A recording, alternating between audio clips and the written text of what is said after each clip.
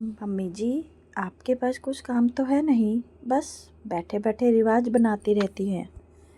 क्या मम्मी जी, आपको पता था ना कि मुझे आज ज़रूरी काम से बाहर जाना है, फिर भी आप इतनी देर बाद आ रही हो। आप जानबूझकर ऐसा करती हो ताकि मुझे दो बातें सुनने को मिलें। मानसी अपनी सास गरिमा जी से बोली। बहू, मैं मंदिर ही तो गई थी। तुम्हारे पापा जी के गए 4 महीने हो गए हैं, तो पंडित जी को तुम बुलाने देती नहीं हो, तो खाना और दक्षिणा पंडित जी को देने गई थी। और कितना लेट हो गई हूँ मैं, 5 मिनट ही तो लेट हुआ है। उस पर इतना नाराज़ होने की क्या ज़रूरत है। गरिमा जी ने कहा, मम्मी जी 5 मिनट भी कम नहीं होते। मेरे 5 मिनट भी बड़े कीमती हैं, पर आपको भला क्या पता, हमेशा घर में ही तो रही हो, बस बैठकर फालतू के रिवाज ही बनाती रहती हो। मानसी ने चिढ़ते हुए कहा और घर से बाहर अपना पर्स लेकर निकल गई। सुनकर गरिमा जी के पैर वहीं रुक गए। उन्हें दरवाजे पर यूं खड़ी देखकर बेटा पीयूष बोला, मम्मी अब बाहर ही खड़ी रहोगी या अंदर भी आ जाओगी? जल्दी से मेरा नाश्ता लगा दो, मुझे ऑफिस के लिए लेट हो रहा है। गरिमा जी कुछ देर तक पीयूष को यूं ही देखती रही। जब बेटे के लिए ही माँ का मान सम्मान नहीं है तो बहू से क्या उम्मीद करें। वो चुपचाप अंदर आई और रसोई में आकर पीयूष के लिए नाश्ता निकालने लगी। नाश्ता निकालते निकालते भी पीयूष ने 2-3 बार उन्हें आवाज़ लगा दी। और कितनी देर लगेगी मम्मी, कितना धीरे धीरे काम करने लगी हो आप। फिर कहती हो कि तुम लोग मेरी बात नहीं सुनते। आपकी हरकतें ऐसी हैं कि आपको सुनाए नहीं तो क्या करें। नाश्ता लेकर आते आते गरिमा जी की आंखों में आंसू आने लगे, पर पीयूष को उससे कुछ लेना देना नहीं था। उसने ना ही उसकी तरफ देखा। उसने चुपचाप नाश्ता किया और गरिमा जी को यूं ही छोड़कर रवाना हो गया। उसके जाते ही गरिमा जी सोफे पर धम्म से बैठ गई। क्या स्थिति हो गई है उनकी। पति क्या गए, मान सम्मान भी चला गया, वरना उनके सामने बेटे बहू दोनों में से किसी की भी हिम्मत नहीं थी कि इतना कुछ कहे।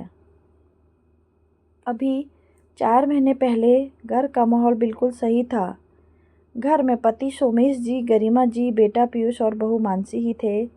छोटा सा परिवार था, पर सोमेश जी का घर और बाहर दोनों ही जगह अच्छा खासा रुतबा था। सोमेश जी सरकारी अफसर थे, शुरू में डिसिप्लिन में रहते थे और उन्होंने पीयूष को भी डिसिप्लिन में ही रखा था। और यह बात मानसी को भी शादी के कुछ दिन में ही अच्छे से समझ में आ गई थी, जब उसने उन्हें पलट कर जवाब दिया और सोमेश जी ने अच्छी खासी डांट पिला दी थी।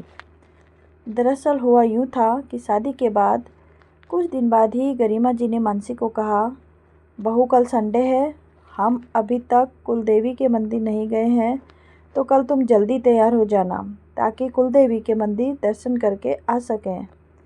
क्या आफत है, एक ही तो संडे मिलता है, उसमें भी कुलदेवी के मंदिर जाना है, पर इस गंवार औरत को कौन समझाएगा। मानसी मानसी मन ही मन सोचने लगी। फिर बोली, मम्मी जी क्या जाना ज़रूरी है? हाँ बेटा, कुल देवी के मंदिर तो जाना ज़रूरी है, और ये तो फिर हमारे रीति रिवाज हैं। शादी के बाद एक बार नवविवाहिता जोड़े को कुलदेवी के दर्शन जरूर करवाए जाते हैं, ताकि उनका विवाह सफल हो सके और वह ज़िंदगी भर सुख से रह सके। गरिमा जी ने कहा, पर मम्मी जी मैं जॉब करती हूँ, एक ही तो संडे मिलता है मुझे, उसमें तो कम से कम आराम करने दो। बहू दर्शन करके ही तो आना है, ज़्यादा से ज़्यादा 3 घंटे लगेंगे, आने के बाद तुम आराम कर लेना, तुम्हें कौन सा काम करना है। सुनकर मानसी जी चिढ़ गई और गरिमा जी से बोली, मम्मी जी मैंने तो सोचा था कि सुबह लेट उठूँगी और फिर दिन में पीयूष के साथ मूवी देखने जाऊँगी, पर आप नहीं समझेंगी। एक वर्किंग वुमन में और एक हाउसवाइफ में बहुत फ़र्क होता है। एक वर्किंग वुमन आपकी तरह फ्री नहीं होती है। मेरे पास आपको मेरे पास आपकी तरह वक्त नहीं होता है। मानसी ने जिस तरीके से गरिमा जी से कहा था, ये बात सोमेश जी ने सुन ली और उन्हें ये बात बिल्कुल अच्छी नहीं लगी। तो उन्होंने मानसी से कहा, बहू ये कैसी बात कर रही हो तुम अपनी सास से? सुमेश जी की आवाज़ सुनते ही एक पल के लिए तो मानसी चुप हो गई, लेकिन फिर बोली, पापा जी क्या गलत कह रही हूँ मैं। अब मम्मी जी तो कभी खुद घर के बाहर निकली नहीं, इन्हें क्या पता मेरी परेशानियाँ।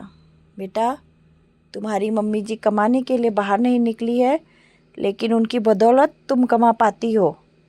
एक हाउसवाइफ को कम मत समझो, उनकी भी रिस्पेक्ट होती है। सुमेश जी ने कहा, बहुत अच्छे से जानती हूँ मैं ऐसी हाउसवाइफ को, दिन भर घर में बैठी रहेंगी और नए नए रीति रिवाज बनाती रहेंगी। मानसी ने धीरे से कहा, लेकिन ये बात सुमेश जी को सुनाई दे गई। बहू, तमीज़ से बात करो, भूलो मत तुम्हारी मम्मी भी एक हाउसवाइफ है। अगर तुम अपनी सास की इंसल्ट कर रही हो तो तुम अपनी मम्मी की भी इंसल्ट कर रही हो। क्या तुम अपनी मम्मी को भी ऐसे ही जवाब देती थी? इस घर में रहना है तो बड़ों का मान सम्मान देना पड़ेगा। हम तुम्हें छुट्टी करने को नहीं कह रहे हैं, तुम्हारी छुट्टी के दिन में से सिर्फ 3 घंटे तुमसे मांग रहे हैं। क्या इतना भी हक नहीं है हमारा तुम पर? तब सुमेश जी के सामने मानसी ज़्यादा कुछ कह नहीं पाई थी, लेकिन अभी 4 महीने पहले सुमेश जी का हार्ट अटैक से मृत्यु हो गई। बस उसके बाद सब कुछ बदल गया। जिन बेटे बहू की आवाज़ तक नहीं निकलती थी, अब वो एक गरिमा जी पर शेर हो चुके थे। जो मन में आता था सुना देते थे, जैसे चाहा वैसे उनके साथ व्यवहार करते थे। यहाँ तक कि पहले जो नौकरानी आती थी, अब उसे भी काम से हटा दिया गया था और सारा काम गरिमा जी पर लाद दिया गया था। गरिमा जी को काम में इतनी ज़्यादा समस्या नहीं थी, पर जिस तरीके से बेटे बहू व्यवहार करते थे, उन्हें उससे समस्या थी। खैर, गरिमा जी काफ़ी देर तक बैठी बैठी सोचती रही। फिर उन्होंने कुछ निर्णय लिया और उठकर अपने कमरे में आ गई। शाम को जब पीयूष और मानसी दोनों एक साथ घर में आए तो नौकरानी को घर में काम करते देखकर चिढ़ गए। ये क्या क्या कर रही हैं? हमने तो इसे निकाल दिया था। मानसी ने कहा, बहू, मैंने इसे वापस रखा है। तुम्हारे पापा के जाने के बाद अब मुझसे इतने काम नहीं होते हैं, गरिमा जी ने कहा। ये सुनकर मानसी पीयूष की तरफ देखने लगी। तब पीयूष ने कहा, मम्मी, आप किससे पूछकर इसे यहाँ रखा है? और रखा तो रखा, इसकी पगार कौन देगा? अब घर मेरा है तो इसे रखने से पहले मुझे किसी की इजाज़त की ज़रूरत नहीं है। और रही बात पगार की, तो मैंने किराएदार मुझे जो किराया देंगे उसमें से इसकी पगार चुका दूंगी। गरिमा जी ने मुस्कुराते हुए कहा, ओह, तो अब आप किराएदार रख रही हैं? आपको नहीं लगता कि बड़े जल्दी जल्दी निर्णय ले रही हैं आप? और कहाँ हैं आपके किराएदार?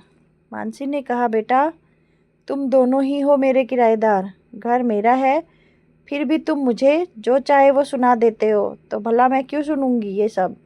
तो मैंने डिसाइड किया है, या तो तुम इज्जत से रहो और मुझे मंथली कुछ पैसा दे दिया करो तो ठीक है, वरना तुम लोग अपना बंदोबस्त कहीं और कर लो। मैं किसी और को यहाँ किराएदार रख लूँगी और ज़्यादा कुछ कहने की ज़रूरत नहीं है मुझसे अब। इस बारे में मैंने अपना मन पक्का कर चुकी हूँ। गरिमा जी ने बड़ी ही शांतिपूर्वक जवाब दिया। अच्छा मम्मी, आप में इतनी हिम्मत है कि हम चले जाएंगे तो आप अकेली रह लोगी? पीयूष ने कहा, बेटा, तुम्हारे पापा के बगैर ही तो रह रही हो ना, तो तुम्हारे बगैर भी रह लूँगी। तुम जाना चाहो तो बिल्कुल जा सकते हो। गरिमा जी ने कहा। आखिर गरिमा जी के कड़े रुख को देखकर दोनों ज़्यादा कुछ नहीं कर पाए। आखिर दोनों को गरिमा जी की बात को मानना ही पड़ा। अब वो लोग गरिमा जी के महीने के 10,000 रुपये देते थे और गरिमा जी को ज़्यादा कुछ कहते भी नहीं थे। आखिर जो माँ अपने बच्चों से किराया ले सकती है, इसका अब कोई भरोसा नहीं है। वो प्रॉपर्टी भी बेदखल कर देगी। इसलिए हम दोनों को चुप ही रहना चाहिए। दोस्तों, अगर आपको मेरी कहानी पसंद आती है तो मेरे चैनल को लाइक या सब्सक्राइब करके मुझे भी सपोर्ट कीजिएगा और आगे बढ़ाइएगा।